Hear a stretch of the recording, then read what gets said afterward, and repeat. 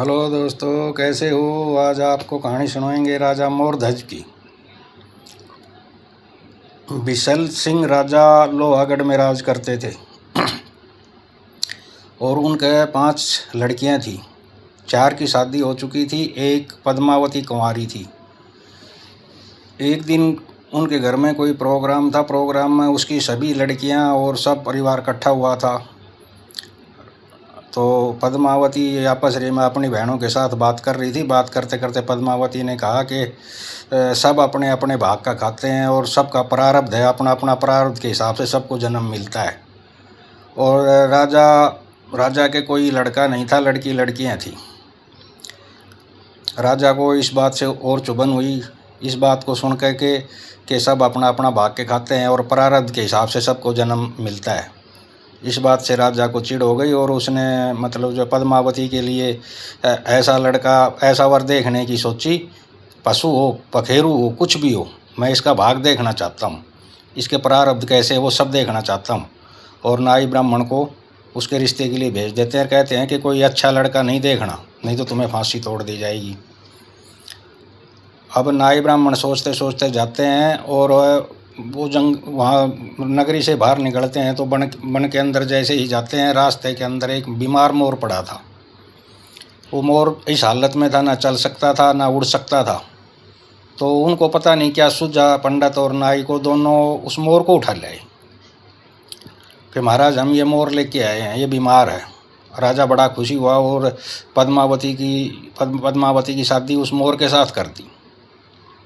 मोर के साथ शादी कर देता है। रानी को बड़ा दुख हुआ। रानी ने बार बार मना करा, लेकिन राजा कहने लगे कि नहीं, अगर तेरे को भी ज़्यादा इससे हेज है तो तू भी इसके साथ जा सकती है, ना कि तेरे को इससे ज़्यादा प्रेम है तो इसके साथ आप भी जा सकती हो। अब राजा ने उसको कोई धन धुन कुछ नहीं दिया। जो वो गहने पहने हुए थे राजकुमारी के, वो गहने भी उतार लिए और उस सादे भेष के अंदर रथ वाले से कहा कि भाई इसको आप जंगल में छोड़ के आओ, इसका और कोई तो ठिकाना नहीं है, ये मोर जंगल में रहता था, इसको जंगल में ही छोड़ के आओ, बन के अंदर छोड़ के आओ। राजा बिसल सिंह के कहने से रथवान उनको ले जाके और जंगल में छोड़ देता है। जंगल में छोड़ने के बाद में वो लड़की कहाँ जाती, राजकुमारी पद्मावती वहीं उस मोर को लेके और बैठी रहती है। ऐसे करते करते शाम हो जाती है। रात भर वो उस बीमार मोर को गोदी में लेके बैठी रहती है और सुबह होते होते उस मोर की मृत्यु हो जाती है।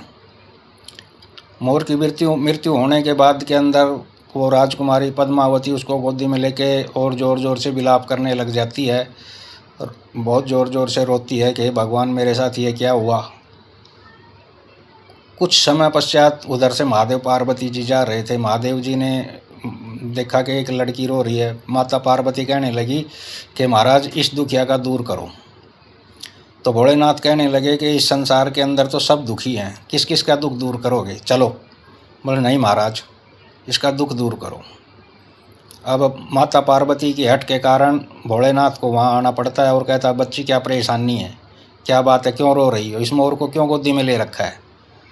तो राजकुमारी पद्मावती कहती है कि महाराज ये मेरे पति थे, मेरे पिताजी ने मोर के साथ मेरी शादी करी थी और ये बीमार थे और ये इनकी मृत्यु हो गई। तो माता पार्वती कहती है महाराज इनका कष्ट दूर करो। अब बाबा भोलेनाथ ने उसको लड़का का रूप दे दिया, उस मोर को जिंदा करके आदमी का रूप दे दिया, बहुत सुंदर राजकुमार बना दिया, बहुत सुंदर राजकुमार बना दिया। और कहा कि भाई तुम ऐसा करो कि वो जंगल बियाबान पड़ा हुआ था, पहाड़ी एरिया था, उसको भगवान भोलेनाथ ने उसकी राजधानी बना दी मोरगढ़। आपका नाम राजा मोरध्वज और ये आपकी राजधानी रहेगी मोरगढ़, और आप यहाँ राज करो और आराम से रहो। माता की हट के कारण भोलेनाथ को ये सब कुछ करना पड़ा। अब राजा मोरध्वज आराम से अपनी नगरी में रहने लग गए और आराम से अपना जीवन व्यतीत करने लगे। उनके एक पुत्र हो गया जिसका नाम रखा गया ताम्रध्वज। उसे रतन कंवर के नाम से भी जाना जाता था, ज़्यादा लोग रतन कंवर ही बोलते थे। 9-10 साल का रतन कंवर हो चुका था। तब एक दिन अर्जुन कुंती पुत्र अर्जुन कृष्ण भगवान के वहाँ जाता है और कृष्ण भगवान के द्वारका में जा कर के और रुक जाता है। रुकने के बाद में कृष्ण भगवान की सेवा अच्छी करता है और भक्ति भाव करते करते वो कहने लगता है कि हे केशव, मेरे से तगड़ा भगत आपका इस संसार में कोई नहीं है। तो कृष्ण भगवान मुस्कुराए और बोले, हाँ केशव, हाँ पार्थ, इसका पता कल चलेगा। बोले ठीक है। तो बोले कल हम मोरध्वज की नगरी में चलेंगे, मोरगढ़। बोले ठीक है माधव, कल हम मोरगढ़ जाएंगे। अब सुबह उठकर कृष्ण भगवान ने अपने मतलब जो है अर्जुन को साथ लेके साधु का वेश बनाया और अपना वो रूप शेर वाला जो रूप बनाया